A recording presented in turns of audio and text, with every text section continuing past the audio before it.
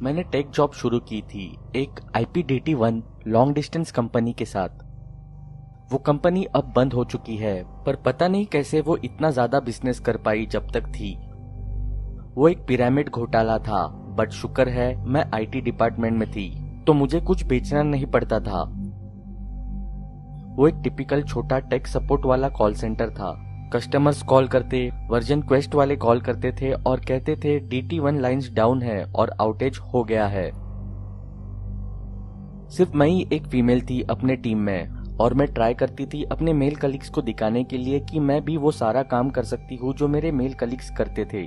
इस बात को ज्यादा समय नहीं लगा था, मेरे कस्टमर्स ने मुझे रिस्पेक्ट करना शुरू कर दिया क्योंकि मैं बहुत आराम से सब काम संभाल लेती थी। अपने आप को प्रूव करने के बाद मैंने डिसाइड किया कि मैं रात की 10 घंटे वाली नाइट शिफ्ट्स करना शुरू करूं।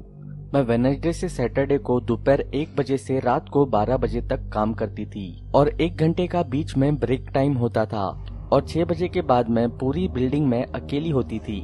6 बजे ऑफिस से निकलने के टाइम पे तो फिश मार्केट बन जाता था। मैं उन्हें ब्लेम नहीं करती, पर मेरे लिए 3 दिन का ऑफ 2 दिन से बेहतर था। जैसे कि मैंने बताया, मैं अकेली ही होती थी, मुझे ईमेल्स पे नजर रखनी पड़ती थी और सारे कॉल्स आंसर करने पड़ते थे। ये शिफ्ट थोड़ी स्लो होती थी। इस टाइम में वीडियो गेम्स, रीडिंग, स्कूल का काम और राइटिंग का काम किया करती थी और कभी कभी मेन बिल्डिंग में इधर उधर घूम लेती थी अपने डेस्क के काम से थोड़ा ब्रेक लेने के लिए। मैंने अपने सेलफोन में वॉइड सिस्टम लगाया हुआ था ताकि कोई भी कॉल्स मिस न हो। ऐसा करने से मैं सोडा और खाना वगैरह ले आया करती थी। एक बार मैं अपने डेस्क से दूर थी और नीचे लंच रूम से सोडा लेने जा रही थी।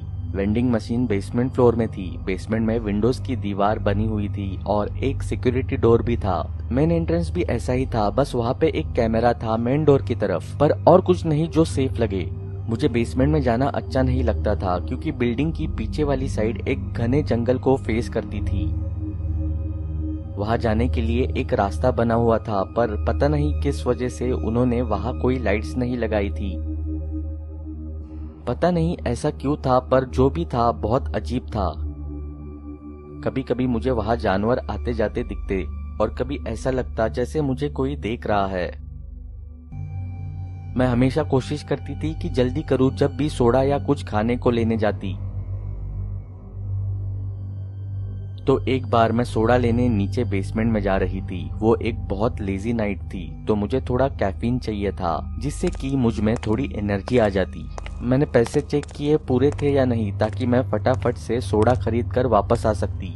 मैंने अपनी आंख टेढ़ी करके देखा तो मुझे ग्लास डोर के उस तरफ अंधेरे में कोई दिखा।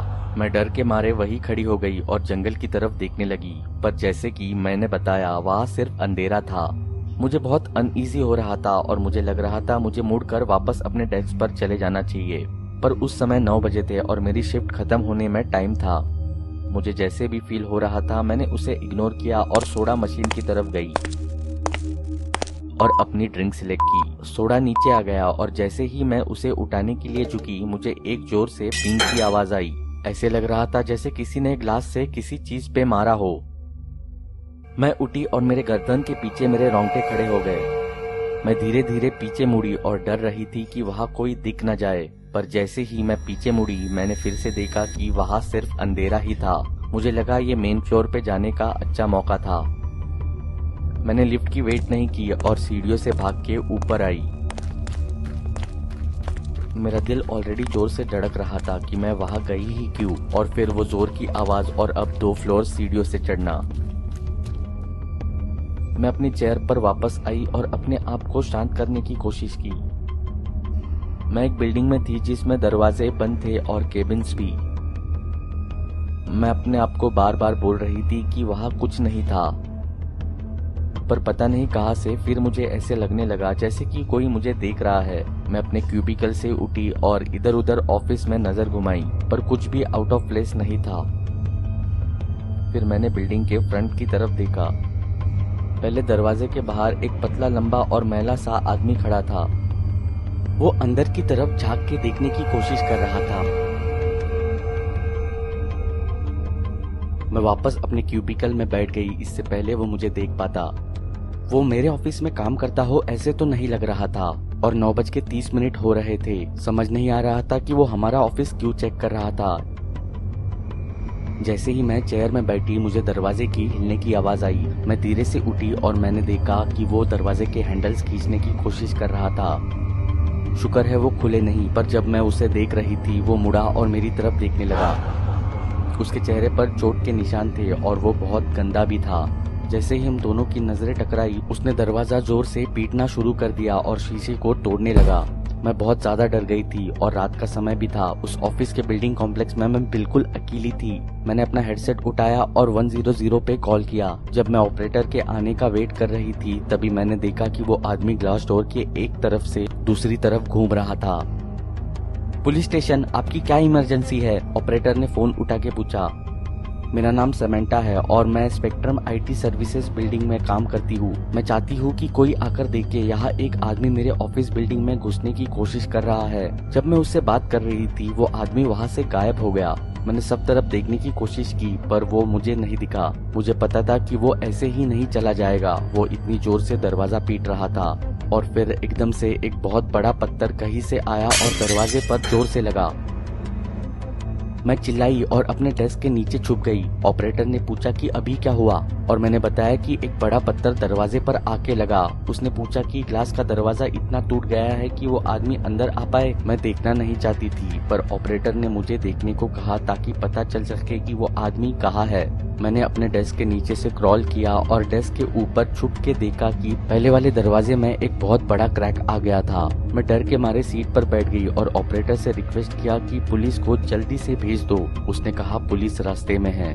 मैंने ऐसी कहानियां पहले बहुत पढ़ी है और लोग कहते हैं कि पुलिस कभी भी टाइम पे नहीं पहुंच पाती और वो झूठ नहीं बोलते। ऐसा लग रहा था जैसे टाइम रुक गया है और तुम कुछ कर नहीं पा रहे। एक बार और दरवाजे की आवाज आई और उसके साथ ही शीशा टूटने की आवाज। मेरे बिल्डिंग्स के पास सायरन्स की आवाज आने लगी। मेरे कानों के लिए ये संगीत ही था। मैंने ऑपरेटर को बताया कि पुलिस आ गई है और उसे थैंक यू बोला।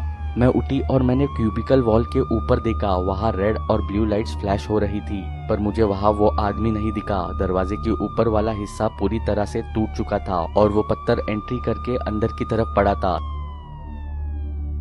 एक ऑफिसर अंदर आया और बाकी के ऑफिसर्स ने बिल्डिंग को चारों तरफ से घेर लिया था। मुझे उनकी गाड़ी की लाइट्स पूरी पार्किंग लॉट में चमकती हुई दिख रही थी। पहला ऑफिसर जो अंदर आया और जिसने मुझे ग्रीट किया वो एक बहुत दयालु आदमी था। उन्होंने मेरे साथ आराम से बात की और मुझे समझाने का टाइम दिया कि मेरे साथ क्या हुआ था।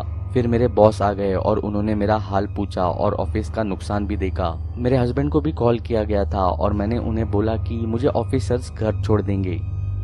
मैंने थोड़े दिन के लिए छुट्टियां ली और दूसरी जॉब ढूंढने लगी जहां मुझे रात को काम ना करना पड़े। जब मैंने अपनी स्टेटमेंट दी तब मैंने ऑफिसर को बताया कि वो आदमी मेरे पुराने कलीग का जानने वाला हो सकता है जिसको चोरी करने की वजह से नौकरी से निकाल दिया था और वो कभी वापस आया नहीं। उसको पता था कि लोग कब आते और जाते थे। उसको ये भी पता था हम लोग बेचने वाले सेल फोन्स कहाँ रखते थे। ताला चाबी लगाकर नहीं बल्कि एक प्रोविजनर के डेस्क के नीचे स्मार्टफोन्स और ब्लैकबेरीज पड़े होते थे, वॉइस बॉक्सेस और फोन कार्ड्स भी। मैंने 1 महीने बाद ये नौकरी छोड़ दी और एक क्रेडिट कार्ड मशीन कंपनी में काम करने लगी। उस ऑफिस में बहुत लोग थे। वो कॉल सेंटर ही था पर मैं वहाँ बहुत सेफ फील करती थी। वहाँ सिक्योरिटी और सेफ्टी कैमरास हर जगह लगाए हुए थे। जैसे कि मैंने बताया वो कंपनी अब बंद हो चुकी है। उसको एक दूसरे कंपनी ने खरीद लिया था और उन्होंने सारे फंड्स खत्म कर दिए थे जिससे उसकी कोई वर्थ नहीं रही। और वो जो आदमी उस दिन जो मेरे ऑफिस में घुसने की कोशिश कर रहा था, मैं उम्मीद करती हूँ कि मैं उसे फिर वापस कभी ना मिलूं।